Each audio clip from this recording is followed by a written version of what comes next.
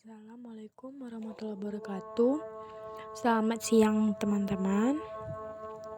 Di sini kami kelompok 3 akan mempresentasikan hasil diskusi kami, yaitu di mana ada rekan saya, ada Adinda Olivia, Mutiara Meiza Adinda, dan saya sendiri Erika Saputri. Materi pertama akan disampaikan oleh rekan saya, yaitu Adinda Olivia. Assalamualaikum warahmatullahi wabarakatuh. Saya Adinda Olivia. Kali ini saya akan mempresentasikan tentang hakikat dan prinsip kurikulum. Nah, apa itu prinsip kurikulum? Nah, prinsip kurikulum ini merupakan bagian atau hal yang harus dijadikan patokan dalam menentukan berbagai hal yang terkait dengan pengembangan kurikulum, terutama dalam fase perencanaan pengembangan kurikulum. Artinya, prinsip berarti asas, dasar, keyakinan, dan pendirian. Kemudian, ada sumber-sumber prinsip pengembangan kurikulum. Menurut tim pengembangan MKDP, ada 4 data dalam pengembangan kurikulum, yaitu adalah data empiris, yang dimana sumber dari hasil observasi atau percobaan. Data ini merujuk pada pengalaman yang terdokumentasi dan terbukti efektif. Kemudian ada data eksperimen, yang dimana merujuk pada temuan-temuan hasil penelitian, yang dimana data ini dipandang valid dan reliable.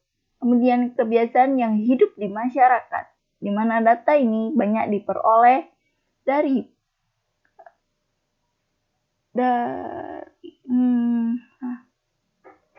kebiasaan yang hidup di masyarakat. Data ini banyak diperoleh, tapi bukan dari hasil penelitian. Yang data-data tersebut kemudian efektif untuk memecahkan masalah dalam kehidupan yang kompleks. Kemudian ada akal sehat, yang dimana data ini yang diperoleh dari hasil penelitian yang melalui proses pertimbangan dan penilaian akal sehat terlebih dahulu. Baiklah, selanjutnya saya akan membahas tentang prinsip-prinsip pengembangan kurikulum. Apa itu prinsip pengembangan kurikulum? Prinsip pengembangan kurikulum yaitu adalah prinsip yang telah dikembangkan dalam kehidupan sehari-hari atau justru menciptakan prinsip yang baru. Apa itu? Komponen-komponen pembangunnya ada prinsip berorientasi pada tujuan. Prinsip berorientasi pada tujuan, yang dimana prinsip ini ditekankan untuk kurikulum sebagai suatu sistem yang memiliki komponen, tujuan, materi, metode, dan evaluasi. Kemudian ada prinsip relevansi, yang dimana kurikulum memiliki relevansi antara komponen kurikulum, tujuan, bahan, strategi, organisasi, dan evaluasi. Baik, kemudian saya akan membahas tentang prinsip efisiensi dan efektivitas, yang dimana efisiensi adalah suatu prinsip yang perlu diperhatikan dalam pengembangan kurikulum sehingga apa yang telah direncanakan sesuai dengan tujuan yang ingin dicapai. Efektivitas adalah sejauh mana rencana program pembelajaran dicapai atau diimplementasikan. Baik, hanya ini yang bisa saya sampaikan. Terima kasih. Baiklah, di sini saya akan menjelaskan materi yaitu tentang prinsip fleksibilitas. Nah, prinsip fleksibilitas ini dimaksudkan bahwa kurikulum harus memiliki fleksibilitas. Nah, kurikulum yang baik adalah kurikulum yang berisi hal-hal yang solid. Tetapi dalam implementasinya dimungkinkan untuk menyesuaikan berdasarkan kondisi regional. Nah, waktu dan kemampuan serta latar belakang anak, kurikulum ini mempersiapkan anak-anak untuk masa depan, masa kini dan masa depan. Kurikulum tetap fleksibel di mana saja, bahkan untuk anak-anak yang memiliki latar belakang dan kemampuan yang berbeda-beda. Nah, selanjutnya yaitu prinsip bersinambungan. Nah, di mana makna bersinambungan di sini adalah berhubungan. Nah, yaitu adanya nilai keterkaitan antara kurikulum dan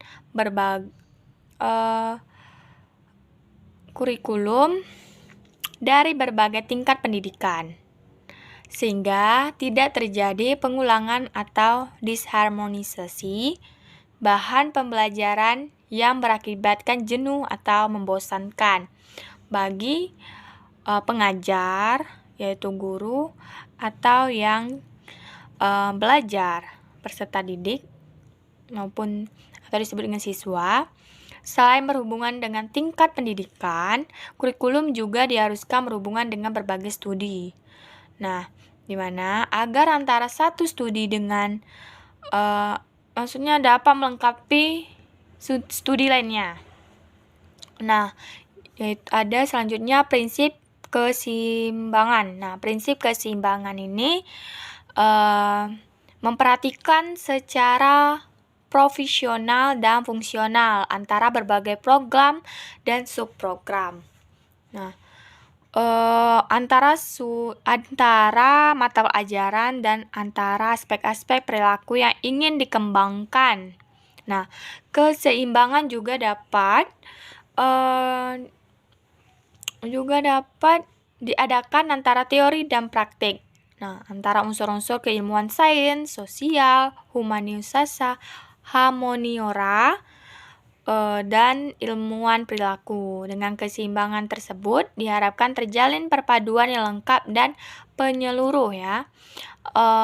Yang satu sama lainnya saling memberikan sumbangan terhadap pengembangan pribadi. Baiklah, materi selanjutnya akan dilanjutkan oleh rekan saya. Pembahasan selanjutnya akan dibahas oleh saya. Kita akan membahas prinsip keterpaduan.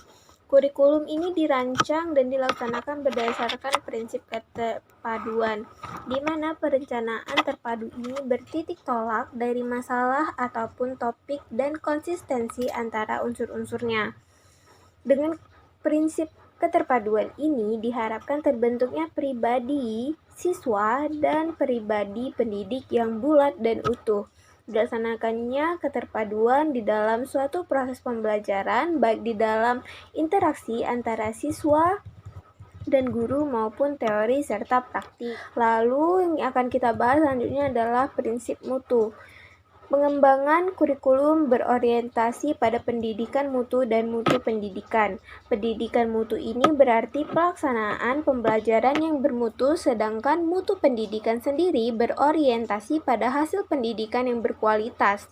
Pendidikan yang bermutu ditentukan oleh derajat mutu seorang guru, sedangkan kegiatan belajar mengajar maupun peralatan atau media yang bermutu.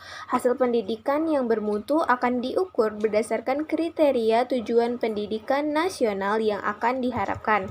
Lalu apa saja peranan pengembangan kurikulum? Yang pertama adalah sebagai implementers, di mana implementers ini berperan untuk mengaplikasikan kurikulum yang sudah ada.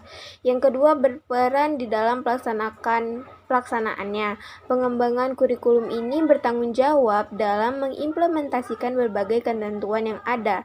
Yang ketiga sebagai adapters, lebih dari hanya sebagai pelaksana kurikulum, tetapi adapters ini juga sebagai penyelaras kurikulum yang akan menyesuaikan antara kebutuhan siswa dan kebutuhan daerah masing-masing. Lalu yang keempat, kewenangan di dalam mendesain sebuah kurikulum dan menentukan strategi apa yang harus dikembangkan serta bagaimana cara mengukur suatu keberhasilan di dalam suatu kurikulum. Yang kelima adalah sebagai peneliti kurikulum. Peran ini dilaksanakan sebagai bagian dari tugas profesional seorang guru yang memiliki tanggung jawab sebagai seorang guru untuk meningkatkan meningkatkan kinerjanya. Lalu apa saja fungsi pengembangan kurikulum ini? Yang pertama, ada meningkatkan efisiensi pemanfaatan sumber daya kurikulum. Yang kedua, meningkatkan keadilan pada siswa untuk mendapatkan hasil yang optimum. Yang ketiga, meningkatkan kesamaan pembelajaran sesuai dengan kebutuhan tiap-tiap peserta didik maupun lingkungan sekitar pendidik. Lalu yang terakhir adalah untuk menentukan keikutsertaan masyarakat dalam membantu mengembangkan kurikulum. Kesimpulannya ialah kurikulum ini memiliki peran strategis dalam menentukan keberhasilan suatu pendidikan. Keberadaan kurikulum sendiri merupakan salah satu bentuk nyata dalam mengusahakan terwujudnya suatu tujuan pendidikan nasional, di mana di dalam rangka mencapai tujuan pendidikan ini, kurikulum tidaklah bersifat statis. Kurikulum dapat diubah dan dimodifikasi secara dinamis mengikuti arah perkembangan zaman dengan tanpa meninggalkan nilai-nilai luhur masyarakat. Nah, proses mengubah dan memodifikasi ini dinamakan proses pengembangan, di mana pengembangan kurikulum bukanlah proses instan tanpa adanya kajian yang matang terhadapnya. Setidaknya sumber rujukan ataupun dalam pengembangan pengetahuan umum yang berkembang di masyarakat. Selain itu, adanya pijakan-pijakan dalam pengembangan kurikulum juga perlu diperhatikan, seperti memperhatikan prinsip-prinsip dasar, prinsip yang dibahas tadi, prinsip relevansi, fleksibilitas, kontinuitas, efisiensi, efektivitas, dan komponen pendidikan lainnya. Agar apa? Agar tujuan pengembangan kurikulum ini dapat terarah dengan baik. Lalu adapun agar pengembangan kurikulum ini berhasil sesuai dengan apa yang diharapkan, maka pengembangan kurikulum ini membutuhkan dasar-dasar pengembangan kurikulum. Nah, fondasi pengembangan kurikulum ini meliputi fondasi filosofis, fondasi sosial budaya, fondasi agama, fondasi sains dan teknologi, dan fondasi-fondasi lainnya. Prinsip umum pengembangan kurikulum ini berkaitan dengan tujuan pendidikan, di mana prinsip yang berkaitan dengan pemilihan konten pendidikan, prinsip yang berkaitan dengan pemilihan proses belajar mengajar, prinsip yang berkaitan dengan pemilihan media dan alat pembelajaran, serta prinsip yang berkaitan dengan pemilihan kegiatan penilaian. Itulah yang dapat saya sampaikan, terlebih dan kurang saya mohon maaf. Terima kasih.